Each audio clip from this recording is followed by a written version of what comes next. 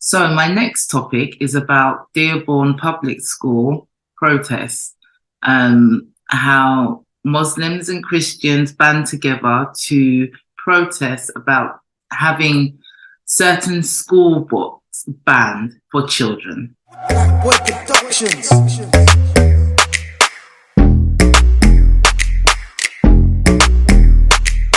Black Boy Productions. I want to show you a news bulletin that explains what was going on, and then we can look into one of the books that they are talking about that they want banned and why they want to ban it. I have my own views and we'll come back to that. So let's take a look at this news bulletin.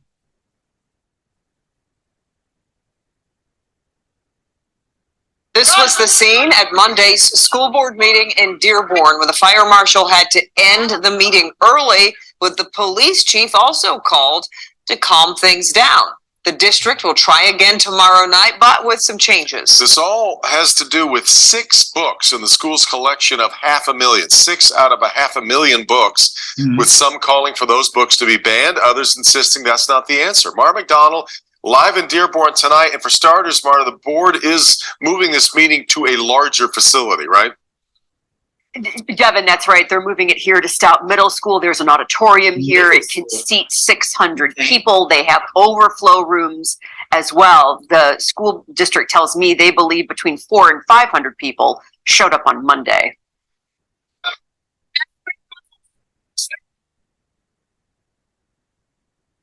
Monday's Dearborn School Board meeting turned into pandemonium as people shouted down speakers and board members. It got packed to the point the fire marshal closed it down, and the police chief himself showed up to calm everybody down. What's riled up so many? Arguments over 6 books in the school district's collection of 500,000. And we're not going to let them put the books on the shelf. I don't care what administration said the book's supposed to be on the shelf. These are books that should not be on the shelf. And while not all deal with LGBTQ subject matter, it's those titles that really got people outraged. What else had them furious? The decision to shut down the meeting. The Dearborn Schools Communications Director tells us tonight everybody who wants to talk will get their chance tomorrow, starting with those who filled out a blue card to speak on Monday. Those who filled out a blue card at Monday's meeting will be given the opportunity to come to the podium and share their thoughts. They will have 3 minutes, which is the standard. I heard middle school. So these are sex books? Okay. Continue. Procedure. It's nothing new. It's been in place for years. Back here live, and once those who were scheduled to speak on Monday get their chance, then they will open it up to new people who come tomorrow. And Devin, Kimberly, one more thing from the district. You saw the video and you saw a lot of people, well, not a lot, several, brought really large signs. They're asking people not to do that. They say it obstructs other people's views. Devin, Kimberly. Well, as you were talking with Dave Mustin in there, we know the school district is reviewing these titles. Reviewing, what exactly does that mean? So, Devin, they have a multi-tiered review process. For starters, it usually starts with a parent who says, you know, I'm uncomfortable with this book. Okay, you go to the school principal, and the school principal goes to the media specialist, and then they have a panel of their district media specialists look at it, make whatever decision that decision is going to be. Okay, if a parent is still unhappy with that decision, they then have the opportunity to ask for a second review. That would be a panel of parents, of community members, students, as well as staff. Back to you. We'll be watching to see what happens tomorrow night. All right, Mark. Gone are the days where school curriculum was maths, science, English, religious studies, history, geography. I don't remember sex ever being in primary school. I know even some primary school kids leave primary school not even knowing how to read. Some people don't even know that they had dyslexia until they went to university. I think teachers need to learn how to teach kids English, maths, how to read, what countries are on the planet. I know some millennials don't even know that, which is quite sad. My mind is blown. Kids don't need to learn that. If we don't learn, well, when I was at school, we didn't learn sex education until I was about 13, 14. I don't see why it needs to be in primary schools. So for those who are watching from other countries, we in the UK, we have primary school, secondary school, then university. Well, college, then university. And that's if you go to college, because you can do some courses at school, but it would be called sixth form. But yeah, that's for the parents to teach. And if they have any questions, they can go to their parents. Thank you very much. And anyway, let's go back. Parents who want these particular books out of school libraries announced that they would be protesting this weekend right here in front of Henry Ford Centennial Library. Now, not long after that announcement, another group of parents came forward and said that they would be counter-protesting on the same day. Major division is brewing in Dearborn Public Schools. Parents split on what kinds of books their children should have access to. This is a public school, and you do need to be exposed to ideas that might be a little bit different than your family's ideas. There's a hard line drawn in the sand right now, and it's either you're on this side of protecting children or you're on this side of it, and people are paying attention right now. Dearborn Public Schools is the third largest school district in Michigan, with more than 20,000 students. Right now, they don't have access to these 7 books, plus the district removes students' access to the DPS Library Overdrive collection. I mean, I don't know how anyone can stand and advocate for porn when it comes to children. Exactly. This is not about representing diverse ideas. This is not, nobody's trying to ban diverse books. Stephanie Butler began this fight many months ago. She thinks the titles pulled, and some that haven't been, are how-to sex guides for children. Butler and other parents are planning a protest. We've asked for people to be involved only that live in the community, have children attending schools, things of that nature. We don't want any outside influences. On the other side of the coin are parents like Lorelei Muniz, who think the district's actions could lead schools down a slippery slope.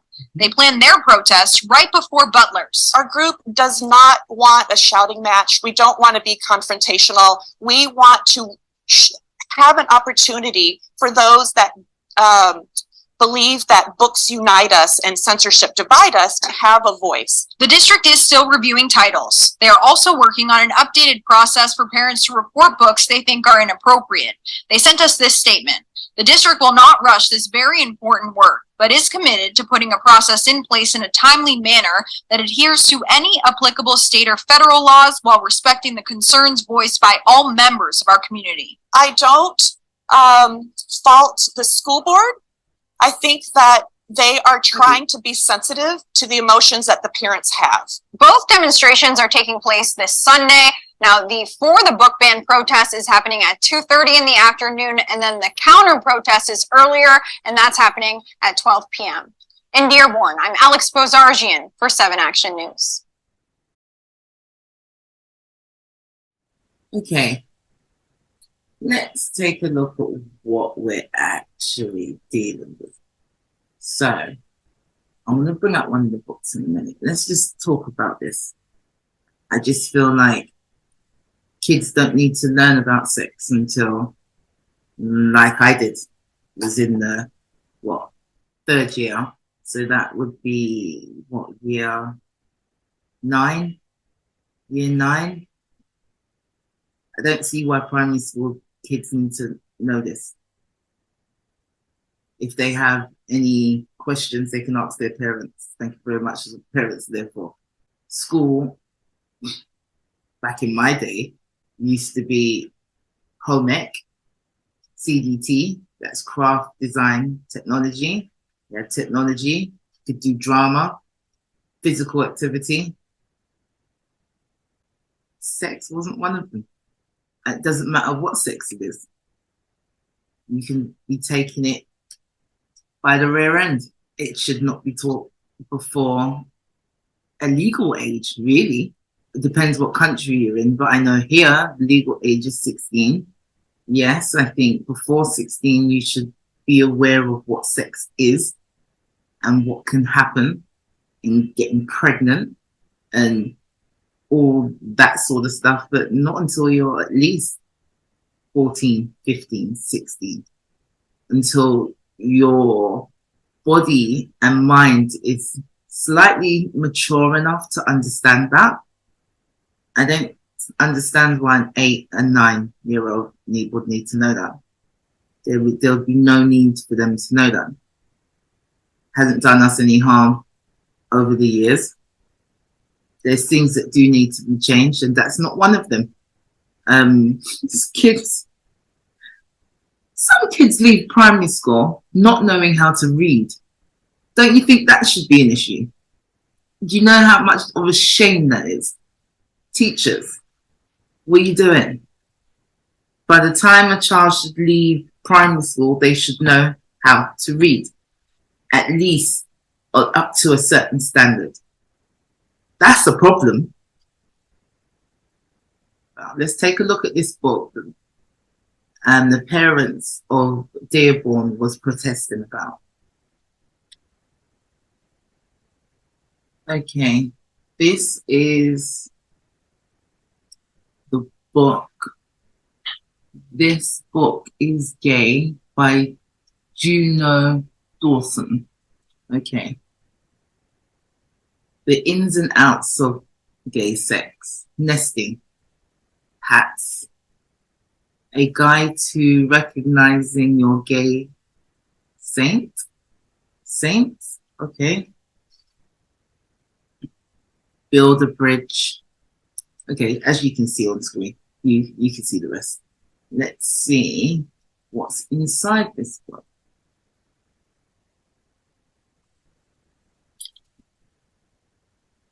Okay, this is not. I'm just going to skip through pages. If you want to pause it and read, you can do so. All right, this is lesson 1. Sometimes men fancy men.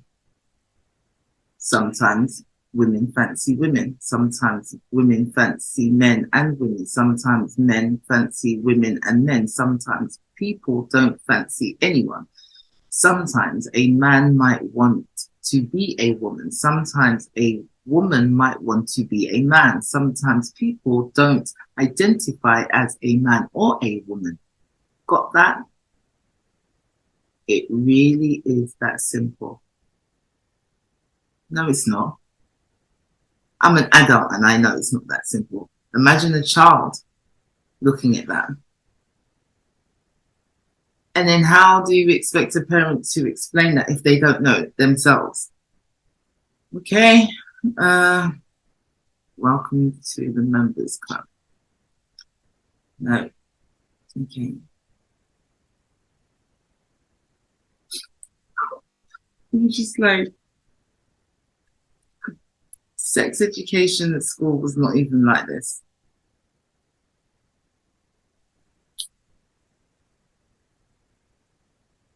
I think teachers need to teach how to read. Some kids won't even be able to read it anyway.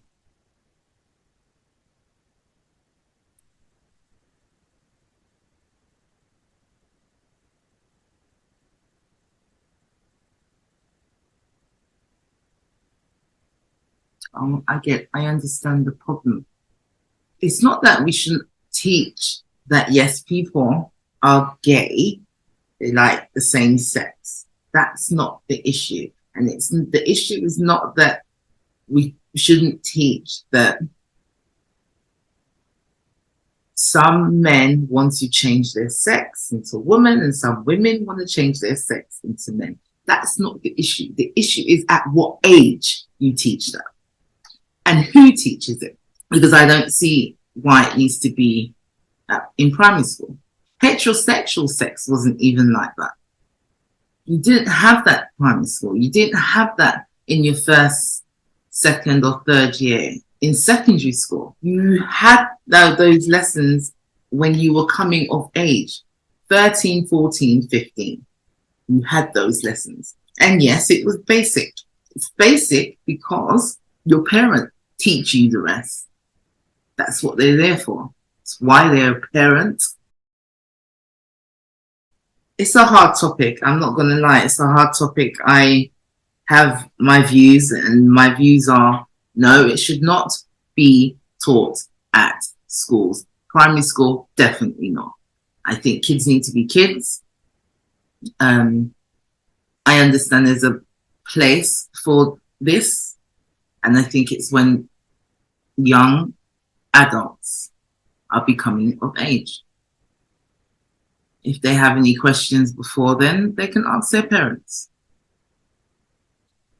And I think teachers are underpaid anyway, and I think they should be teaching what needs to be taught. I just really do believe that. But no, actually, tell me what you think. Yeah, tell me what you think. Am I a fool for thinking that? Tell me, I don't mind. I'm open for discussion.